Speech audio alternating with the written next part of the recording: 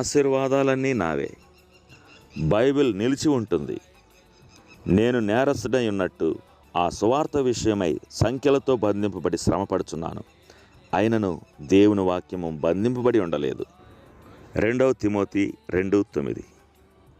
దేవుని చిత్తాన్ని నెరవేర్చడానికి దేవుని వాక్యానికి అనుగ్రహించబడిన విశ్వజనీన స్వాతంత్ర్యం ఒక స్థిరమైన ఆశీర్వాదం.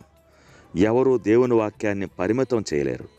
వ్యక్తుల యొక్క జీవితాలలో, పనులలో, కుటుంబంలో, సమాజంలో, దేశంలో దీనికంటే ఎక్కువగా ప్రభావం చూపేది ఏదీ లేదు.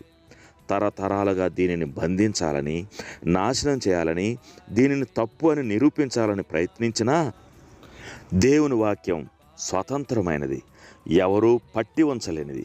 దీని మీద జరిగిన అలలాంటి శత్రు దాడులు అభేద్యమైన కత్తితో తునాతునకలు చేయబడ్డాయి. బైబిల్ ఎన్నటికీ తన శక్తిని కోల్పోదు, నిర్జీవం గావించబడదు. దేవుని వాక్యం దీవించబడాలని, పనిచేయాలని, విస్తరించాలని, శక్తివంతంగా ఉండాలని, అది వ్యర్థంగా తిరిగి రాకూడదని ప్రార్థించేవారిని ఈరోజు లేఖన భాగం సవాలు చేస్తుంది. దేవుని వాక్యం కలిగి ఉన్న లక్షణాల ద్వారానే ఇదంతా జరుగుతుంది. తడిగా లేని నీరుంటుందా? ప్రకాశించిన సూర్యుడుంటాడా? ప్రేమ లేని దేవుడు ఉంటాడా? స్వతంత్రం కానీ శక్తి లేని దేవుని వాక్యం ఉంటుందా? ఉండనే ఉండదు. అయితే అంత గొప్ప శక్తివంతమైనది మన జీవితాలలో శక్తి విహీనంగా ఎందుకు కనబడుతుంది?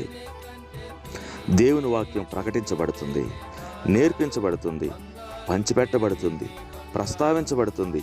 అయినప్పటికీ మన జీవితాలలో కూడా కొద్దిపాటి ఫలితాలే చూస్తున్నాం.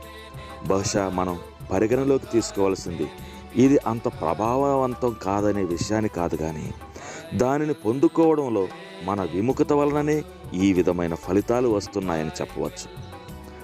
దేవుని వాక్యం స్వతంత్రమైనది కనుక స్వతంత్రం కానిది ఏది?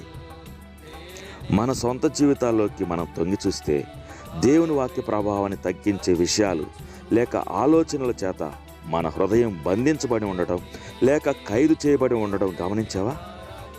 దేవుని వాక్యం అనే ఆత్మ ఖడ్గానికి, జీవాహారము మరియు జీవజలమునకు, బండ నుండి ప్రవహించే తేనెకు, పరిశుద్ధపరిచే అగ్ని వంటి దేవుని వాక్యమునకు మన హృదయాలు మూసి ఉంచామా? దేవుని వాక్యపు ఆశీర్వాదాలకు, శక్తికి ద్వారాలు మూసివేశామా? మనం వినకూడదు అని నిర్ణయించుకునే సాధారణ సందేశంలాగా దేవుని వాక్యం మారిపోయిందా? మనకు సంగీతం కావాలి, దేవుని వాక్యం కాదు. సహవాసం కావాలి, దేవుని వాక్యం కాదు. తమాషా కావాలి, దేవుని వాక్యం కాదు. దేవుని వాక్యం ఆశీర్వాదకరంగా మారాలని, వ్యాపించాలని, శక్తివంతం కావాలని మనం ప్రార్థించాల్సిన పని లేదు. దాని గమనాన్ని అది చేరుకోవాలని మనం ప్రార్థించాల్సిన అక్కర్లేదు. దాని జీవం అనుగ్రహించే ఆత్మ మనల్ని మార్చునట్లు దాని సత్యానికి, శక్తికి మనల్ని మనం లోబరుచుకోవాలి. దేవుడు నాటిన ఈ వాక్యాన్ని వినయపూర్వకంగా మనం పొందుకోవాలని దేవుడు ఎదురు చూస్తున్నాడు. ఎందుకంటే అది మనల్ని రక్షించగలదు, పరిశుద్ధపరచగలదు, సంతృప్తిపరచగలదు, జీవితంలోని అన్ని విషయాలలో జయం అనుగ్రహించగలదు. దేవుని వాక్యం ఖచ్చితంగా జీవం గలది, శక్తివంతమైనది.